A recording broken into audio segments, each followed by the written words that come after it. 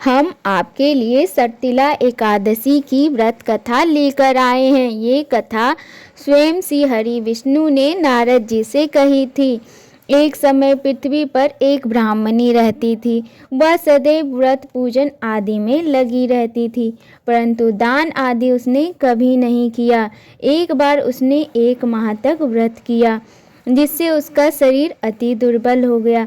तब भगवान श्री हरि ने सोचा, इस ब्राह्मणी ने व्रत आदि से अपना शरीर शुद्ध कर लिया है, जिससे इसे वैकुंठ की प्राप्ति हो जाएगी, परंतु इसने कभी भी अन्न आदि का दान नहीं किया, जिससे इसकी मुक्ति होना कठिन है। ऐसा सोचकर भगवान श्री हरि ने एक भिखारी का वेश धरा और उस ब्राह्मणी के पास गए और भिक्षा मांगने लगे। वह बोली, आप कौन हैं और यहाँ किस लिए आए हैं?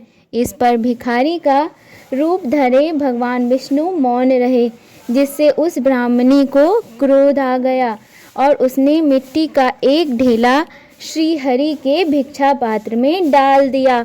भगवान विष्णु उसे लेकर वापस वैकुंठ आ गए। कुछ दिनों बाद उस ब्राह्मणी की मृत्यु हो गई। मिट्टी का दान करने के कारण उसे स्वर्ग में एक महल मिला।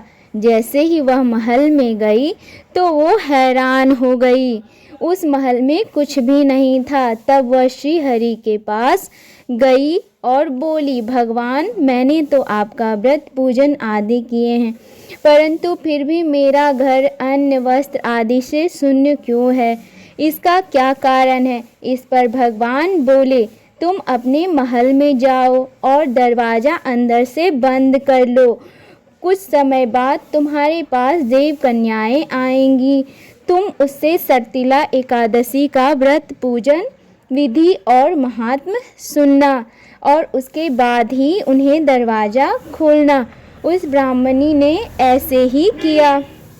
जब उस देव कन्या ने उसे सटतिला एकादशी के व्रत पूजन विधि और महात्म्य आदि बता दिया, तब ब्राह्मणी ने उन्हें दरवाज़ा खोला। देव कन्याओं ने देखा कि वह ब्राह्मणी अभी भी मनुष्य स्वरूपी है। तब उस ब्राह्मणी ने देव कन्याओं के कहे अनुसार सटतिला एकादशी का व्रत किया, जिससे वह अति रूपवती हो गई और उसका महल अन्न आदि भंडारों से भर गया।